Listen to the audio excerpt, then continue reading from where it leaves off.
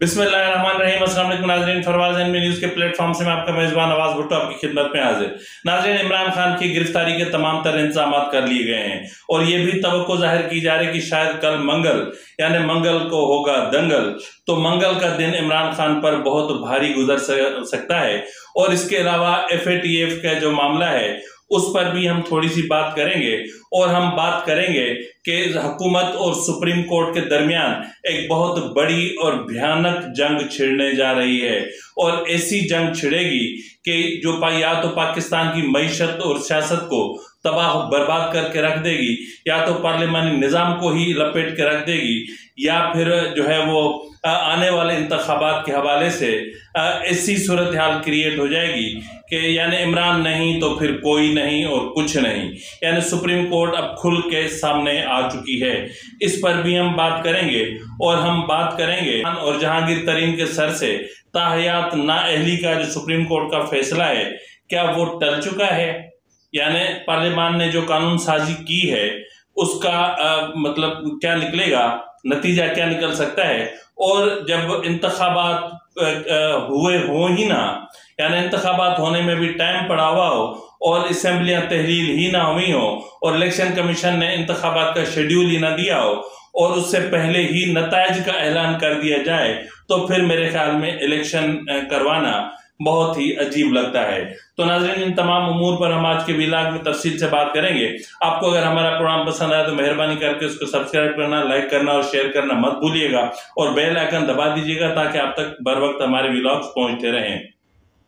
नाज़रीन, इमरान खान की गिरफ्तारी इस वक्त एक बहुत बड़ा मसला बनी हुई है। यानी इस वक्त तक हुकूमत और इस्टेब्लिशमेंट तमाम तर कोशिशों के बावजूद इमरान खान को गिरफ्तार करने में नाकाम रहे हैं। इसके बावजूद कि फ्रांसिक लैब की रिपोर्ट ने सब कुछ खोल के रख दिया है और इमरान खान के खुद के मुतनाज़िब बयानात ने भी इस चीज को वाज़ेह कर दिया है कि 9 मई जो मामला था वो 9 मई का मामला बेसिकली PTI का मामला था और PTI के साथ जो अंदर जो हमारे फौजी अफसरान थे जिनको chief of army staff general Asim Munir साहब अच्छे नहीं लगते, वो कुछ और करना चाह रहे थे। तो इस हवाले से जो कुछ हुआ सब कुछ सामने है और जो चीजें हुई यानी हैरानकुन तौर पर जो मामला सामने आए हैं और जिस तरह के ट्वीट्स सामने आए हैं और जिस तरह के व्हाट्सएप ग्रुप्स में मैसेजेस चले हैं उससे कौन वाकिफ नहीं है। लेकिन इसके बावजूद एस्टेब्लिशमेंट और हुकूमत इमरान खान को गिरफ्तार करने से गुरेजा है। अब इसकी बुनियादी तौर पर वजूहात क्या हो सकती हैं? क्या इनको सुप्रीम कोर्ट का डर है? यकीनन होना चाहिए, क्योंकि इस वक्त अदलिया खुल के इमरान खान के साथ खड़ी है। यानी अदलिया मतलब यूं समझ लें कि मुझे तो हैरत होती है कि चीफ जस्टिस को यह भी अंदाजा नहीं है कि जब 74 दिनों के बाद वो रिटायर हो जाएंगे तो उसके बाद अगर 9 मई की सहूलतकारी में उनका भी नाम आ गया तो फिर क्या होगा, फिर बहुत बड़े मसाइल पैदा होंगे। तो बहरहाल इमरान खान के हवाले से बहुत सारी बातें चल रही हैं। कोई कह रहा है कि 17 जुलाई से पहले यानी 17 जुलाई तक अगर इमरान खान सरवाइव कर गया तो फिर इमरान खान का रास्ता कोई नहीं रोक सकता, और अगर इमरान खान को 17 से पहले या फिर 10 दिनों के अंदर अंदर गिरफ्तार कर लिया जाता है तो फिर मामला कोई नया रुख अख्तियार कर सकते हैं। लेकिन यह सोचने की बात यह है कि क्या PTI को यानी एक पॉलिटिकल एक जमात है उसको आप कलअदम कैसे करार दे सकते हैं, या फिर एक पार्टी की लीडरशिप को आप नाअहल करके और आप अपने लिए सारा खुला मैदान कैसे छोड़ सकते हैं। अगर यही करना है तो फिर इसको हम यूं कहते हैं कि ये प्री पोल रिगिंग है, यानी इंतखाबात से पहले ही आपने धांधली शुरू कर दी है और आप जिसको लेवल प्लेइंग फील्ड का नाम दे रहे हैं तो फिर लेवल प्लेइंग पे आए ना। एक पार्टी को आप दीवार से लगाकर और आप लेवल प्लेइंग फील्ड की बात कैसे कर सकते हैं। तो बहरहाल नाज़रीन, इमरान खान के बुरा वक्त चल रहा है और इमरान खान को कल नेब ने अलकादिर यूनिवर्सिटी या अलकादिर ट्रस्ट का जो केस है उसमें बुशरा बीबी के साथ तलब किया है और उनसे तफसीलात और रिकॉर्ड और बहुत सारी चीजें मांगी हैं और तमाम तर चीजें जो हैं वो उनको कल फराहम करनी है। और ये भी एक खदशा जाहिर किया जा रहा है कि अगर जो है वो, क्योंकि इस वक्त तक बुशरा बीबी को मजमूई तौर पर 4 से 5 नोटिस जारी हो चुके हैं, लेकिन बुशरा बीबी पेश नहीं हुई हैं। तो खदशा ये भी है कि अगर कल रिकॉर्ड पेश नहीं किया जाता और बुशरा बीबी साइड पकड़ती हैं तो फिर मामला जो है वो बुशरा बीबी के लिए अच्छे नहीं होंगे। तो बहरहाल कल का दिन इंतहाई अहम दिन है और देखना यह है कि कल के दिन को बुशरा बीबी के जो मुख्तलीन हैं वो कैसे टालते हैं। इसके अलावा नाज़रीन, जो FATF का जो मामला है उसको जो PTI की तरफ से खतूत लिखे गए हैं और जो ट्वीट्स की गई हैं और जो ईमेल्स की गई हैं, यानी उस पर ड्रग रेगुलेटरी अथॉरिटी ने सीरियस नोटिस लिया है इसका और बाकायदा FIA से कहा है कि पाकिस्तान ये पाकिस्तान दुश्मनी है। बड़ी मुश्किल से पाकिस्तान जो है वो ग्रे लिस्ट से निकला है और बड़ी मुश्किल से पाकिस्तान एक डगर पे चलने लगा है। तो वहां पर आप IMF को और FATF को आप खत लिख के और इमदाद रोकने की और कर्ज न देने की और जो है वो टेरर फाइनेंसिंग की और इस तरह के इल्जामात लगाकर पाकिस्तान को आप आइसोलेट करना चाह रहे हैं, तो इस चीज का आप जहन में रखें कि इसके नतायज आने वाले दिनों में अच्छे नहीं निकलेंगे PTI के लिए। तो बहरहाल नाज़रीन, सुप्रीम कोर्ट और हुकूमत का क्या मामला है, क्या जंग छिड़ने वाली है, इस पर मैं बाद में आता हूं। पहले मैं आपको ये बता दूं कि अगर यानी 11 अगस्त को हुकूमत की जो मुद्दत है वो खत्म हो रही है और इस वक्त जो पार्लियामान है उन्होंने एक जो है वो बिल पास यानी एक एक्ट बिल पास किया है जो अब कानून की शक्ल अख्तियार कर चुका है। वो है ताहयात नाअहली से मुतालिक यानी जो ताहयात नाअहली का फैसला है वो गलत है और नाअहली सिर्फ 5 साल की होती है। तो इसका मतलब नवाज शरीफ को और जहांगीर तरीन को एक फेवर देनी थी कि उनकी कम से कम इस केस में या जो नाअहली इनके सरों से टल जाए। लेकिन हैरानकुन बात यह है कि 370 के ईवान में से सिर्फ 70 लोगों ने बैठकर ये कानून साजी की है। तो क्या आप क्या समझते हैं कि ये जो मामला है क्या ये चैलेंज नहीं होगा? क्या पहले supreme court practice and procedure act और सुप्रीम कोर्ट जजमेंट रिव्यू और इस तरह के जो ऑडियो लीक्स के हवाले से जो भी हुकूमत ने कानून साजी की है, जब वो सारे मामला अदालत में चैलेंज हो चुके हैं तो फिर ये कैसे नहीं होगा, ये सोचने की बात है। और नाज़रीन, जिस तरह मैंने आपसे कहा कि जो है वो इलेक्शन हुए भी नहीं है, शेड्यूल जारी नहीं हुआ, हुकूमत मौजूद है, असेंबलियां तहलील ही नहीं हुई है और इंतखाबात का रिजल्ट भी आ चुका है।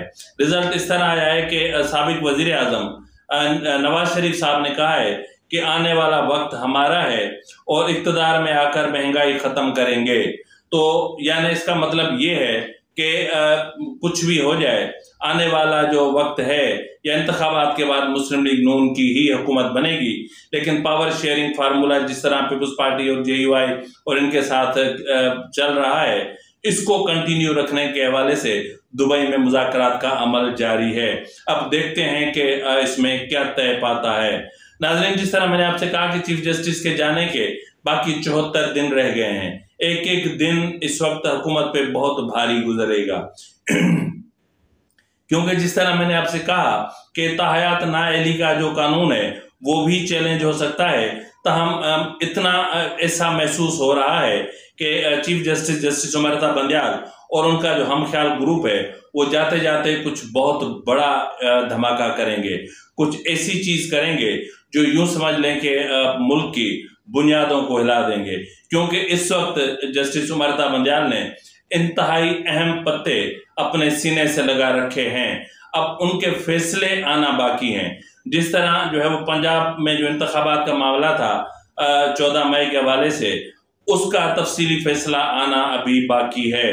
इसके अलावा आपको याद होगा कि जस्टिस काजी फैज ईसा यानी जो हमारे फ्यूचर के जो नए अपना जो चीफ जस्टिस होंगे, उनका जो क्रिएटिव रिव्यू है उस पर समाप्त भी हो चुकी है, लेकिन उस पर भी फैसला आना अभी बाकी है।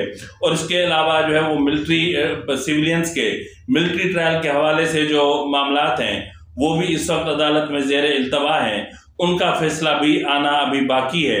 इसके अलावा review of judgement and order act 2023 ये मामला पे अभी तक आना बाकी है। 63A जिस पर परवेज इलाही की हुकूमत को बहाल किया गया था, यानी 63A को रीराइट करके उसको बहाल किया गया था, ये फैसला आना भी अभी बाकी है। और supreme court practice and procedure act 2023 पे सुप्रीम कोर्ट ने हुक्म इम्तना जारी कर रखा है, ये फैसला आना भी अभी बाकी है। सदर की मुद्दत भी खत्म हो रही है और निगरान हुकूमतों का कयाम भी होना है। इन तमाम उमूर को मद्देनजर रखते हुए ये और जो सुप्रीम कोर्ट ने जो अहम तरीन जो मामलात हैं वो जिस तरह अपने पास दबा के रखे हैं, इनका नतीजा क्या निकल सकता है। अब जो महसूस हो रहा है वो ये हो रहा है कि चीफ जस्टिस उमर अता बंदियाल कुछ बहुत बड़ा करेंगे, यानी ऐसे फैसले सुनाएंगे कि जिनसे जो यानी यूं समझ लें कि निगरान हुकूमत का कयाम और जो पार्लिमानी निज़ाम और जो इंतखाबात के जो मामलात हैं वो डीरेल भी हो सकते हैं।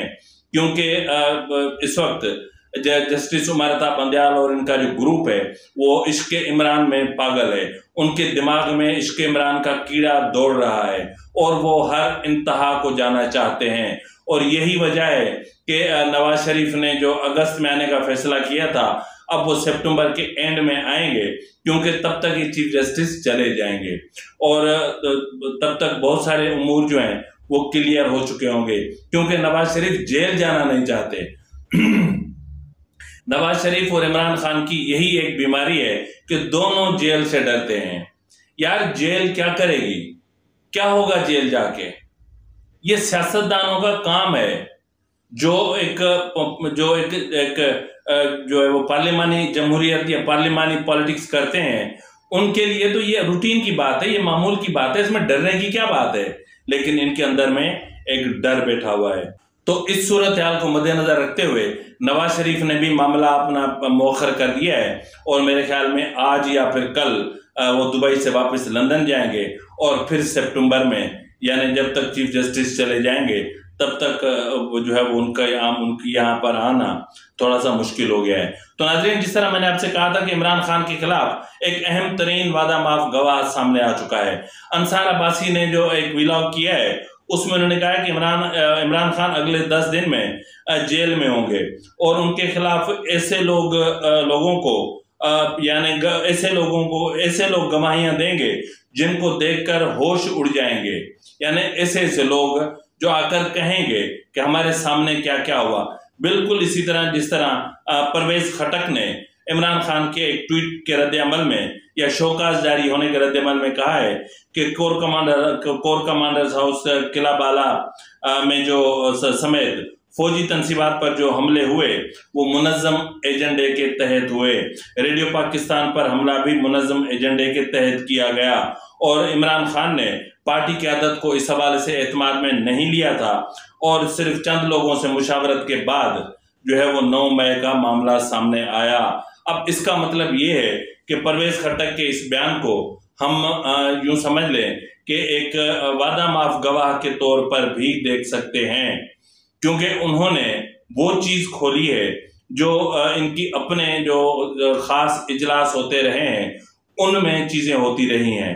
तो बहरहाल इमरान खान ने परवेज खटक और असद उमर को अपने जो व्हाट्सएप ग्रुप है वहां से भी हटा दिया है और ये मामला बहुत बहुत बहुत ज्यादा खतरनाक सिचुएशन अख्तियार करने जा रहा है। तो अंसार अब्बासी साहब सही कह रहे हैं कि बहुत सारे लोग जिस तरह आजम खान है वो भी जाहिर सामने आना है। आजम खान से बड़ी गवाही और कौन देगा। और जो मुसरत चीमा है या जमशेद चीमा है, इस तरह के लोग या फिर असद उमर जैसे लोग या फिर शाह महमूद कुरैशी जैसे लोग या फिर मतलब मलिक रियाज जैसे लोग, ये वो लोग हैं जो इनकी गवाहियां वाकई में सबके सर चकरा देंगी। तो नाज़रीन, देखते हैं कि कल क्या होता है और मजीद जो भी अपडेट आती है तब तक के लिए मुझे आपकी खिदमत में पेश कर देंगे। तब तक अपने मेज़बान नवाज भुट्टो को इजाज़त दीजिए। फी अमानिल्लाह।